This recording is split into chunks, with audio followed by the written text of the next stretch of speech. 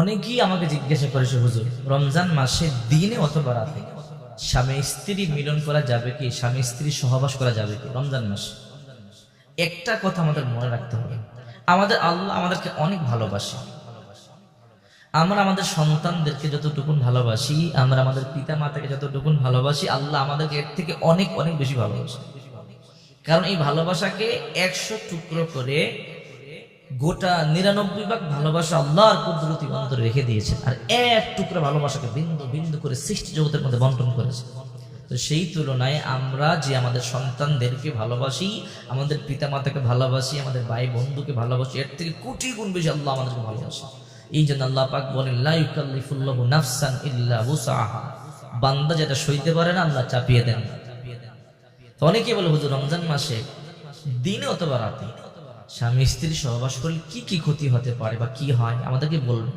আল্লাহ পাক এই ব্যাপারে স্পষ্ট ঘোষণা দিয়েছেন। সূরাতুল বাকারার 187 নম্বর আয়াত আল্লাহ পাক বলছেন, উহিল্লা লাকুম লাইলাতাস সিয়ামির রাফাথু ইলা নিসাইকুম হুন্না লিবাসুল লাকুম ওয়া আনতুম লিবাসুল লাহুন্না। আল্লাহ পাক বলেন যে রোজার রাতে অর্থাৎ রমজান মাসে রাতে তোমরা তোমাদের স্ত্রীদের সাথে সহবাস করো, কোনো সমস্যা নেই।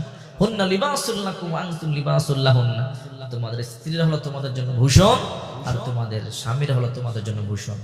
তবে হ্যাঁ, রমজান মাসের দিনের বেলা স্বামী স্ত্রী সহবাস করা যাবে না, এটা সম্পূর্ণ নাজায়েজ।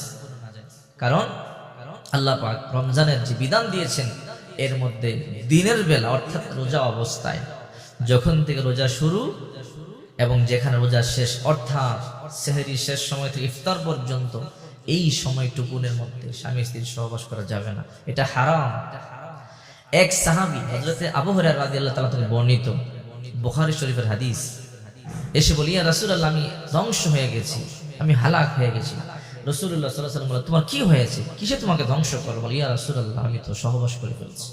তো যারা রমজান মাসে সহবাস করে আউট অফ কন্ট্রোল কর্তন করতে পারেন না, অথবা কোনো কারণে শয়তান ধোঁকায় পড়ে আপনারা সহবাস করেন, এর জন্য জরিমানা আছে, কাজাও আছে, কাফারা আছে।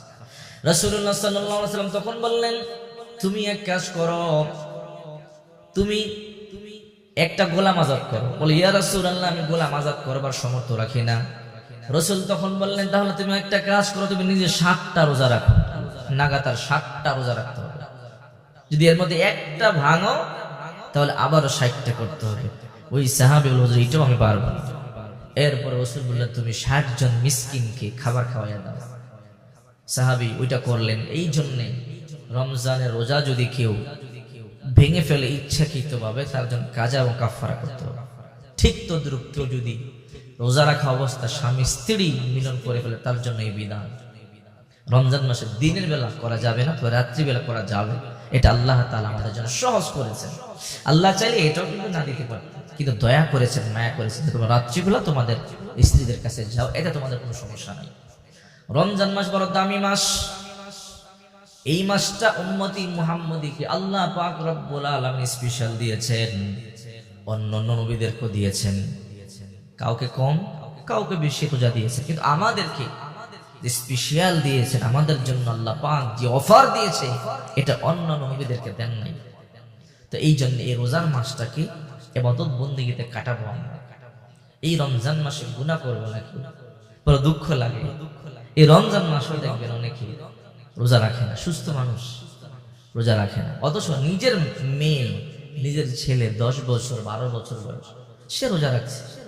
কিন্তু এমনও বাবা আছে, সে রোজা রাখে না, বলে গ্যাস্ট্রিকের প্রবলেম, আমার এই সমস্যা ওই সমস্যা। কি জবাব দিব আল্লাহর কাছে? অনেকে আবার গোপনে গিয়ে পানি খেয়ে ফেলে।